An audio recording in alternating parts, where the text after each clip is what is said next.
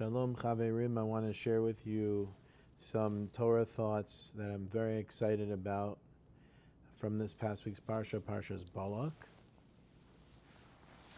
And the idea over here is going to be about how we have hidden treasures buried that we need to access and appreciate.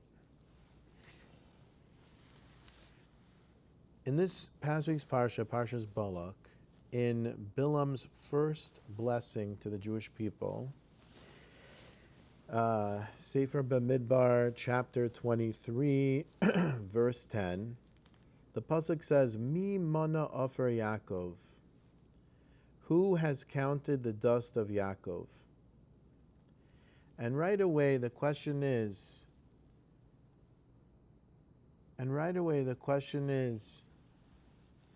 how is comparing the Jewish people to dirt considered a blessing?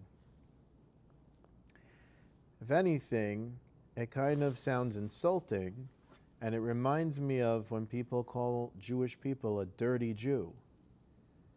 Mi mana afer Yaakov, who has counted the dust of Yaakov? That's an insult. How is it possible that Bilaam was able to say, to compare the Jewish people to dirt? Who has counted the dust of Yaakov, meaning the children of Yaakov that were dirt? Who has counted the dust of Yaakov? It sounds like how is it possible that if he's only allowed to bless us, how is he allowed to say something like that? How is that a blessing? Doesn't sound like a blessing. So the truth of the matter is, it all depends how you look at it. Because the truth is that if you take a look at the world, Hashem buried many treasures beneath the earth. There are many natural resources that are hidden under the earth that if you dig, you could find them. For example, gold, silver, there's gas. There are many, many natural resources, all different kinds of ores and metals and things that you have to dig for. As a matter of fact, the United States of America has a huge blessing of natural resources. And many countries in the world, their whole economy is based on those natural resources that are hidden in the ground. Take a look at Saudi Arabia. Saudi Arabia with the oil. All of it is Hashem buried something valuable under the ground, and they're pumping the oil. So, Mi mana afer Yaakov, who has counted the dust of Yaakov, could mean that every Jewish person has buried in themselves so many positive things, positive qualities, positive talents, positive skills. Hashem put in every single person so many natural tendencies and skills and talents. And we have to, our work is to dig a little inside of ourselves and find what are my qualities, what are the qualities about myself that make me special? What are my gifts that Hashem gave me? And sometimes we have to dig a little internally inside ourselves and find what are my gifts. Now, on Pesach, once a year, on Erev Pesach, when we burn the chametz, we have in mind that we're burning our Yetzer Hara, and we have in mind that all our shortcomings and all the things that we fail at and all the mistakes that we make should be burnt up in the fire. But in contrast, that's only one day a year. That means 364 days a year, every other day of the year, we need to be digging and mining our natural resources. We need to be looking at the gifts that Hashem gave us and bring them out. And bring them out. Find those gifts that are buried inside of you and bring them out and use them to serve God. Now, the gifts are not limited to just what natural gifts any one person has. They're also the tools that Hashem gave us. There are gifts that are kind of like buried in the ground that each person needs to bring them out and develop them on their own. And those gifts are a lot more valuable than we realize. And what I would say is it's almost like someone getting upset that the ground is not good because there's this oil and stuff coming out. They don't realize that the fact that they have oil coming out of their property means that they're billionaires now. So we have these gifts and we may not realize the value. And so this is what I want to share with you today.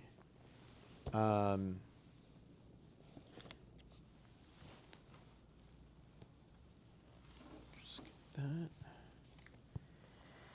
What I would like to share is that in the beginning of Parshas Balak, the first pasuk in chapter 22, verse 2, it says that V'yar Balak ben Tzipor es kol asher asi Yisrael le'amori v'yoger mo mipnei ha'am me'od kiravhu, that basically Balak was afraid of the Jewish people.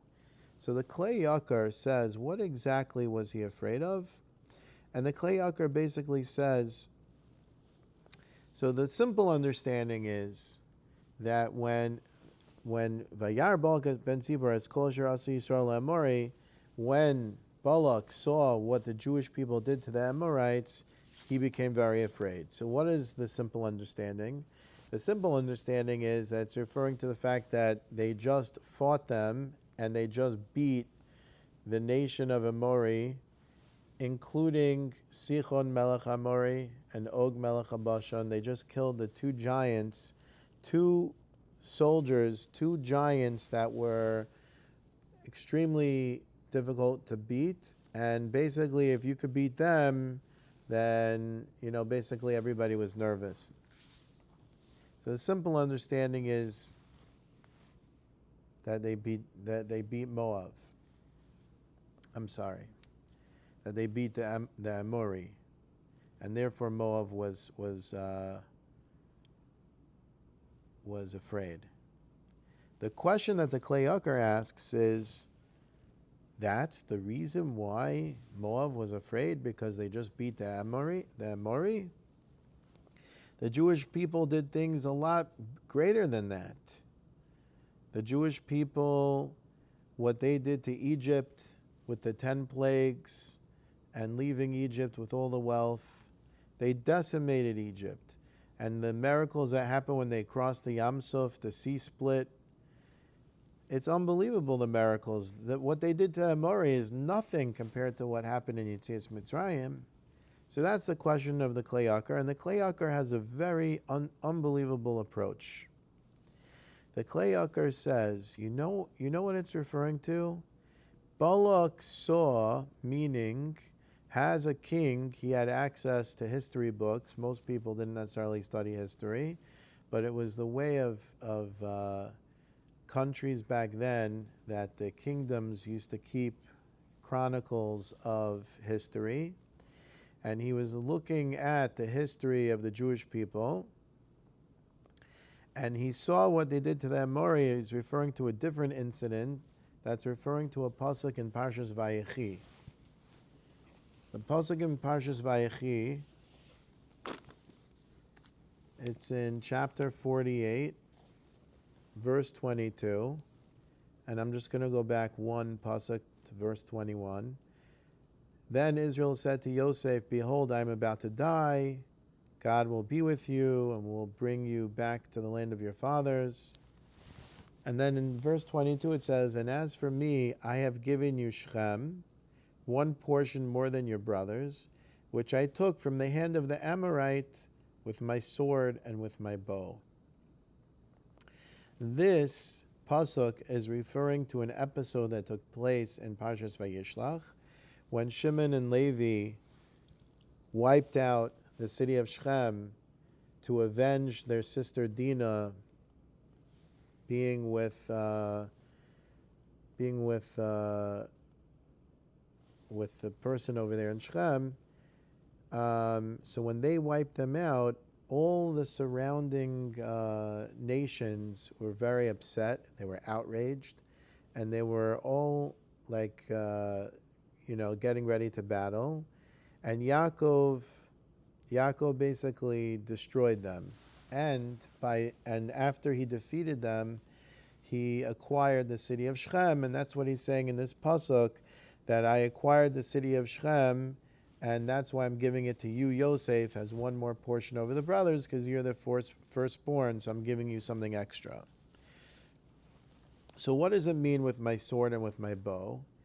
The literal understanding is that he militarily defeated them. However, the commentaries and other things have other interpretations, and I want to share with you what the Gemara in Bava Basra says. The Gemara in Bava Basra on page 123a, Kuf Chav Gimel Mid Aleph, says, V'chi becharbo v'kashto lokach, did Yaakov take his portion with his sword and with his bow? V'alo kvar ne'amar, it's already been said, Kilo bekashti eftach v'charbi lo soshieni. I do not trust in my bow, nor does my sword save me. Ella charbi zu tefillah. Rather, the words my sword refers to prayer, and kashti zu bakasha, the words my bow refers to supplication. So this is talking about prayer. And in the note 12 over here, he basically says Yaakov acquired the land through his prayer and supplications. And the Maharsha says that the sword is a reference to Esav, that it says that he'll live by his sword. The bow is a reference to Yishmael because he's known as an archer.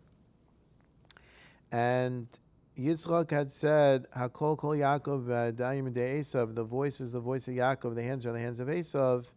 It shows that when the Jewish people pray, when Yaakov prayed, he accomplished more than Esav and Yishmael did with their swords and their bows by securing the land of Israel for his descendants in place of theirs. So, says the Klei Yakar, you know what Balak was afraid of? When he saw that Yaakov defeated all these people just by praying, says the Klei Yakar, that is what he was afraid of. He was afraid of the power of prayer that the Jewish people had. When it says that he saw what Israel did to the Amori, it's Vayar Balak ben Tzibur as Klosher Asa Yisrael La Amori. Yisrael is referring to Yaakov Avinu, and what he did to the Amori is he prayed and he defeated all the people by Shechem. And it says Vayagar Moab Mipnei Am Ma'od Kiravu Vayakatz Moab Mipnei Bnei Yisrael. That they were afraid. What are they afraid of? Our power of prayer. I want to share with you two stories, and then I want to share with you something else. Sorry, it's over here. Rabbi David Asher shared this Klei Yakar in his Daily Emunah. And he shared two beautiful stories. And before I share those stories, I want to say something that Rabbi Meirov said last night in the Shiva Asar B'Tammuz event. He said everybody needs to have three eyes. What are the three eyes? Information, inspiration, and implementation. What does that mean? That means people can give you a lot of information. I can give you source after source after source. I can give you source sheets galore. But out of all of that information, how much of that makes it into the category of inspiration? That you walk away feeling, oh, that was a good idea, that was good. Then, the next question is, of what made it into the category of inspiration, what then from that box makes it into the next one of implementation, that you actually do something about it, you actually make changes in your life and you actually do it. And so what I want to share with you is, I can give you a lot of sources and information about the hidden resources Hashem gave us and about prayer and Torah. I might even be able to maybe say something that might inspire you. But the question is on you. Are you going to implement something? Are you going to take these words, Kechui mochem devarim v'shuvu el Hashem? Are you going to take them and do something? Are you going to implement them? Are you going to utilize the resources? Okay, so Rabbi David Asher in his Daily Emunah is quoting a story from that Ramayach Biederman said over, that there was a story that there was a boy who got engaged on Thursday night, the 11th of Kislev, and at his engagement, his younger brother, who was 10 years old, showed him a piece of paper.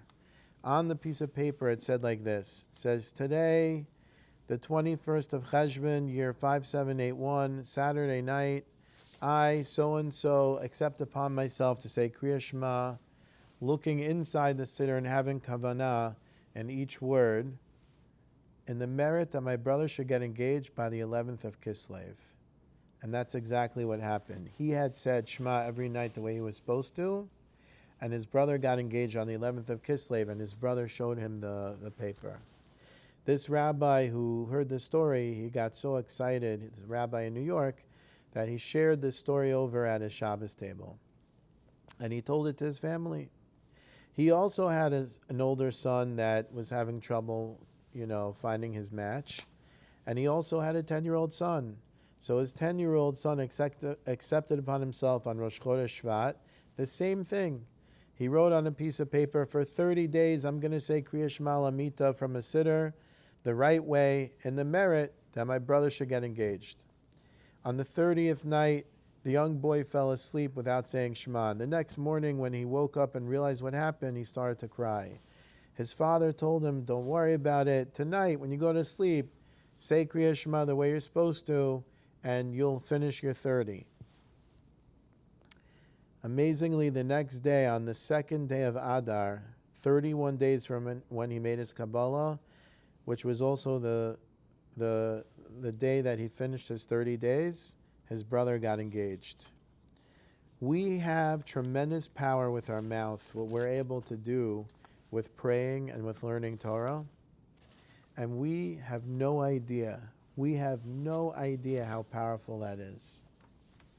So, point number one over here is a hidden treasure that we have that we need to tap into and develop. Every day, 3 times a day we daven, we say Tehillim also, we do different things. We don't realize the power of prayer. But now I want to show you another hidden gem. Today I was learning in the Sefer, The Darkness and the Dawn from Rabbi Daniel Gladstein. And on page 140 and page 141, he said something over here that really touched my heart. And he's trying to answer a question. There's a Mishna in Mashiach Sota that is talking about different calamities that are going to happen in the times of Mashiach. And it lists like all these things that are very, very sad. And one of the things that it says is that in the days leading up to Mashiach, one of the things on the list of curses that's supposed to happen in the Ikvis of the Mashiach is that the Jewish people will cast its eyes heavenward, recognizing that there's no one to rely upon for salvation other than Hashem. Ein lanu ami lehishayin ela ala Kadosh Baruch Hu. The question is, how is that last item a curse? Relying on Hashem is the biggest thing in the world. Having faith in Hashem is unbelievable. Even when the world around us is crumbling and our values are being trampled upon, we will remain steadfast in our emunah. We will be reliant only on Hashem to deliver us and redeem us. How is that a bad thing? Why is that included in the Mishnah?